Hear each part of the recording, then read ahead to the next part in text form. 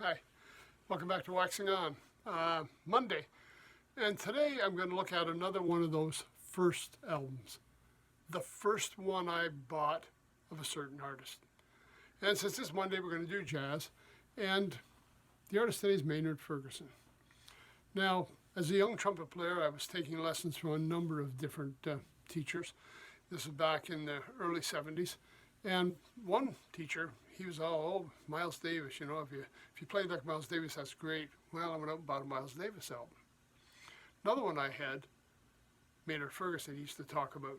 Now, Maynard Ferguson I'd never heard of. At this point, my listening included Al Hirt, Herb Alpert, and some big band music, which was traditional big band music. Benny Goodman, Tommy Dorsey, Glenn Miller. And all of a sudden, here's another band comes out where the leader is a high note trumpet player. Now, this is something a lot of trumpet players aspire to see who can play the highest. But this guy was the king of high note trumpet players. I mean, Maynard had a sound that was so full and so textured that it was different than what a lot of other guys were doing. I mean, I did have an album by Buddy Rich's band a little later, and the trumpets, yeah, they played some high notes, but they weren't pretty high notes. They were kind of screechy. They were just kind of squeaks and that and squeals.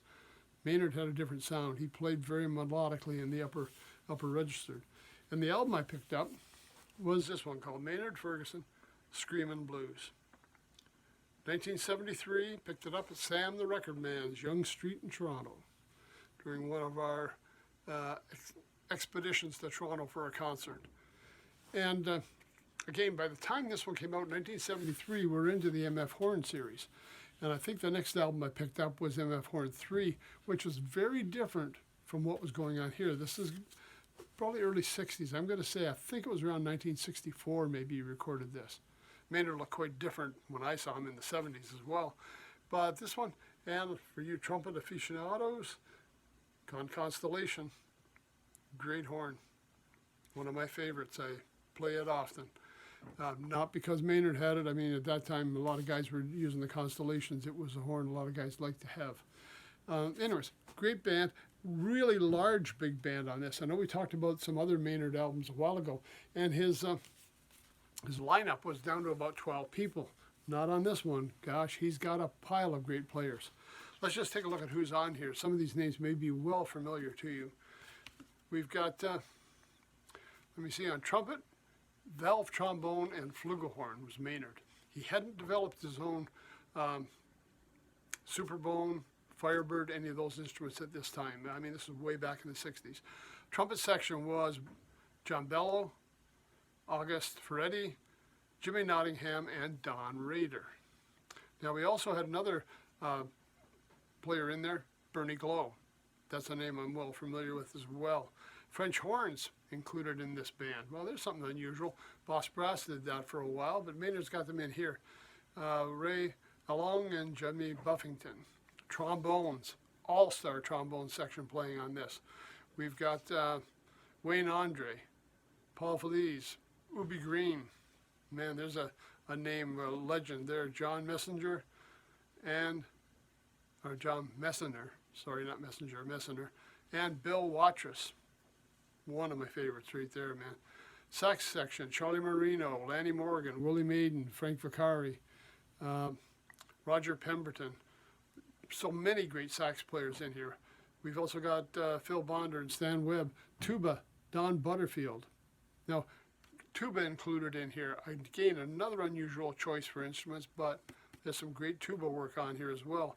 Bass player was Richard Davis. Mike Alban at piano, guitar, Barry Goldbraith. Drums, the great Mel Lewis. Some of you may be familiar with Mel Lewis, Thad Jones Band. They had a long-standing Monday night gig in New York City, but Mel Lewis, great drummer. Percussion, we had George Devens and harp. Harp in a big band. Kind of harkens back to the Don Ellis with the string quartet, Margaret Ross. Okay, lineup of tunes. Now, 3 tunes, I think at least 3. Yeah, 3 tunes by, 4 tunes, Ray Charles. So a lot of Ray Charles on here. The opener was the first thing I had ever heard Maynard play. And I'll tell you, he did a solo work on valve trombone. He came back and did the trumpet. The trumpet playing is just excellent. The trumpet glistens by the trumpet sections at the end of it. This, to me, has to be one of my most favorite Maynard Ferguson tunes. Maybe it was because it was the first thing I'd heard. Maybe it's because it's just that good. And it was the tune Every Day I Have the Blues. Second tune up, Night Train. Mary Ann by Ray Charles. And that rounded out side one. Side two was What I Say, another great Ray Charles barn burner. I mean, I love that tune. Baltimore Oriole by Hoagie Carmichael. I Believe My Soul, another Ray Charles tune, and I've Got a Woman by Ray Charles. So a lot of Ray Charles in here. Some great arranging too. Don Savesky's arranged quite a few of them. And again, he's a very, very famous arranger. Some great stuff here. We've got Mike Halben at doing a couple, and Willie Maiden doing a couple of the arrangements in here.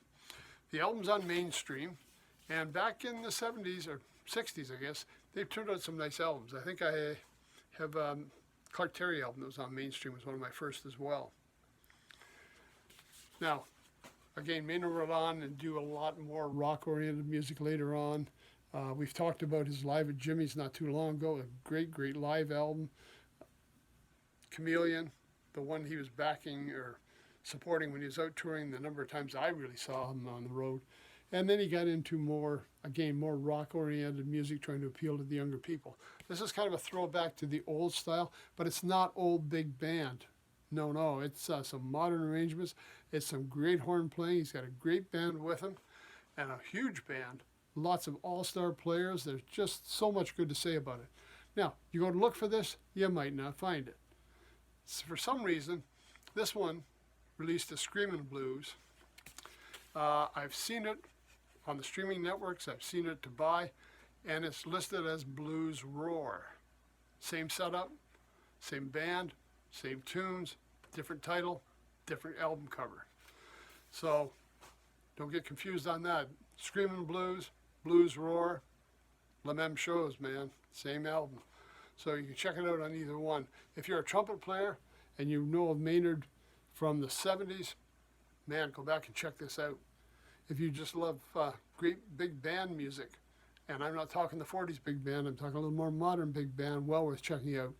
But so many other great players on here. I mean, Ubi Green, Bill Watrous, I mean, Mel Lewis, just so many great players. Anybody that wants to check them out, here's a chance to hear them in a great setting, excellent band, some excellent arrangements. So that's it, my very first Maynard Ferguson album, my exposure to a fellow that I did a lot of concerts. I bought a lot of albums. I was really supportive of him. I was a big fan of what he did, and well worth checking out. Trumpet player or no, well worth listening to. That's it for Monday. Screamin Blues. We'll be back Wednesday for Classic Rock. Till then, everybody take care. Stay safe. Hey, thanks for stopping by.